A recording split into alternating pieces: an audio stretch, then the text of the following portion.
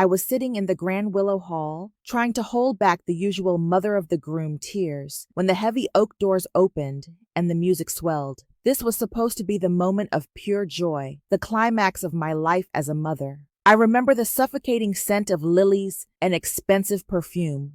My heart hammered against my ribs, hard and frantic, like a thief trying to escape. Then I saw her, Chloe. She was walking down the aisle, radiant, beautiful, everything a bride should be. But as she drew closer, my eyes didn't focus on her delicate veil or her perfect smile. My entire world collapsed into a single sickening detail: the dress. It wasn't the sleek, modern gown she claimed to have spent $10,000 on. It was vintage ivory silk. It was mine. I went instantly, completely cold. I leaned forward, gripping the pew until my knuckles were white and painful. I thought, oh man, this is bad. This is not a sweet moment. This is a blatant, calculated theft. I knew that dress better than I knew my own face.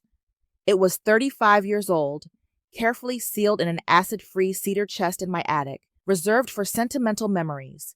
It wasn't just similar. It was the one. The tiny, frayed tear near the collarbone, the exact spot where I had snagged it on a brooch before my own wedding 30 years ago, was still visible. That tiny tear was undeniable proof of her lie. The blood drained from my face in an icy rush. The hypocrisy, the unadulterated, sickening hypocrisy.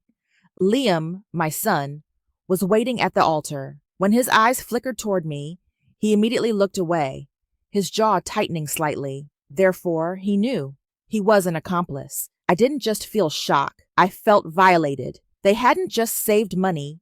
They had stolen my personal history, dressed it up, and were lying about it in front of God and all our friends, all to pocket $10,000. The ceremony had begun, but for me, the conflict had already reached its breaking point.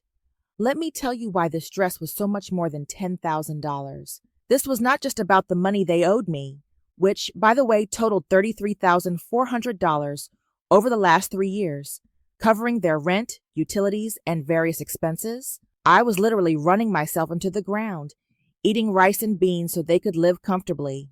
But the dress held an even deeper wound. It was meant for Liam's sister, Clara. Clara passed away 5 years ago in a hiking accident. She loved that dress. We used to take it out every year and dream about her wedding day. When she died, Liam and I had solemnly promised to keep it safe, a sacred relic of her memory. When Chloe stole that dress, she didn't just steal silk. She stole Clara's memory, Liam's shared grief, and my deepest emotional reserves. It was a violation of the entire family's tragedy. The officiant was speaking about enduring love. I heard none of it. All I saw was the tiny tear in Clara's dress mocking me. How dare they desecrate Clara's memory just to fund their extravagant honeymoon? The ceremony ended. They kissed. The crowd roared. I managed to stand up, my face locked in a polite, meaningless smile, but inside, I was shaking with suppressed rage. The reception hall was glittering, overflowing with expensive flowers, and an open bar paid for with money that was supposed to go toward paying me back. I felt like a ghost watching my own financial ruin unfold. Chloe came up to me, still wearing that sacred silk, smiling brightly, clutching a champagne flute. "Elara, you look lovely," she chirped, giving me a quick, shallow kiss on the cheek. I looked her directly in the eye, forcing a slow, deliberate smile that didn't reach my eyes. "The dress is marvelous, Chloe. Absolutely marvelous. It's so vintage," she laughed, a high, nervous, anxious sound. "Oh, this old thing? I found it in a tiny shop downtown. A total steal. It was only $800. I felt the sudden urge to be ruthlessly concise. $800, I repeated slowly.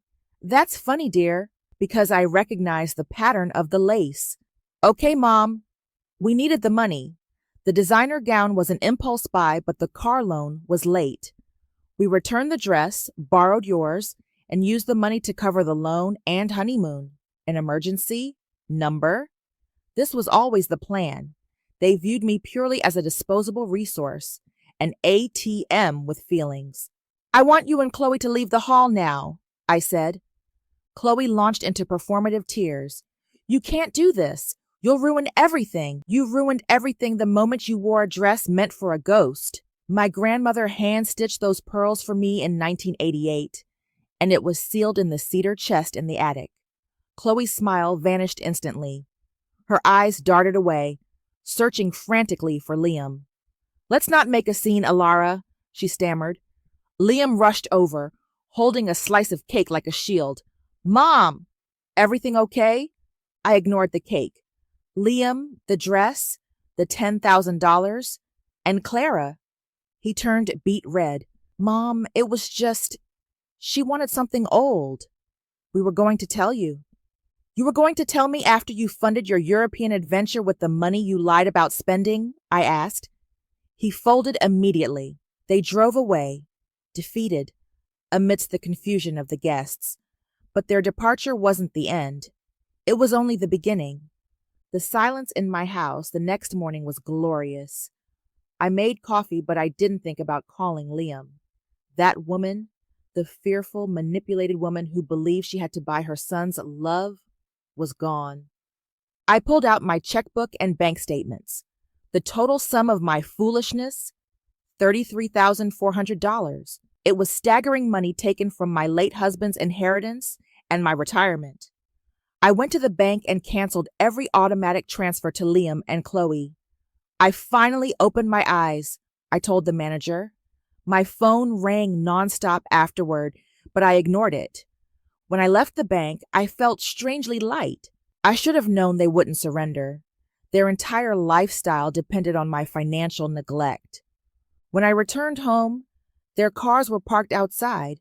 They still had keys. Inside, a man in a slick gray suit stood beside them. "Mrs. Richter," he said, "I'm Mr. Fisher, a family attorney. Your children are concerned about your mental well-being." I froze. "They're trying to declare me incompetent." Liam sighed. "Mom, you're acting strange. Cutting us off, not answering calls. Maybe you need help." Chloe added sweetly, "At your age, confusion is normal." I stepped forward. "I am clearer than I've been in years, and all three of you will leave my house right now." Mr. Fisher protested. "They have the right to intervene if—" I cut him off. "Like deciding that my money belongs to me?" Chloe snapped. "Everything you have will belong to us one day anyway. We're just speeding it up." There it was, the truth. I threw their documents into the trash. "The only transition happening here is yours to the front door." Liam's face twisted. "You'll regret this. You'll end up alone." "I already am," I said. "The difference is that now it's by choice." And I closed the door. I immediately hired Mr. Weber, an attorney specializing in elder financial abuse. "What your children did is a federal crime," he told me. "We documented everything, the money, the manipulation, the stolen dress. Weeks later, I received court papers. Liam and Chloe had filed for legal guardianship, claiming I was mentally incompetent. They even fabricated witnesses and medical evidence. I gathered my allies, my neighbor Eleanor, who had witnessed their cruelty, my pharmacist, who was tricked into signing false statements, and Dr. Moore, who evaluated me and confirmed I was completely competent. I had evidence, every debt, every lie, every manipulation. The courtroom was packed. Mr. Fisher painted me as a confused old woman. Chloe took the stand, weeping, describing me as paranoid. Then Mr. Weber rose. "Mrs. Richter, when was the last time you called my client without asking for money?" he asked. She stammered. He pressed harder about the secret wedding, the lies, the money. Then Liam took the stand. "Mom's irrational," he claimed. Mr. Weber pounced. "You received $33,400 from your mother, correct? You broke into her house with a lawyer to pressure her into signing over power of attorney?" Liam couldn't answer. Then it was my turn. I told the court my story, the theft, the manipulation, the betrayal. Because I finally understood that what I was getting from them wasn't love, I said. It was a transaction. The judge deliberated and returned. Mrs. Alara Richter is fully competent. Her financial choices are rational. This case is dismissed. I had won. I watched Liam and Chloe arguing furiously with their lawyer. Chloe glared at me. Liam looked broken. 3 months later, I sold my house, donated to elder protection organizations, and traveled for the first time in years. I built a new life not based on guilt or control. I heard that Liam and Chloe had to downsize and work for a living. Perhaps adversity would teach them what generosity never could. Some nights, I look at the stars and think of the woman I used to be. Fearful, dependent, and manipulated. That woman is gone. My name is Alara. I am 72 years old, and I've learned that the most important person I must love and protect is myself. If my story resonated with you, tell me in the comments where you're listening from. And don't forget to like, share, and subscribe for more stories of justice and reclamation. Thank you, and I'll see you next time.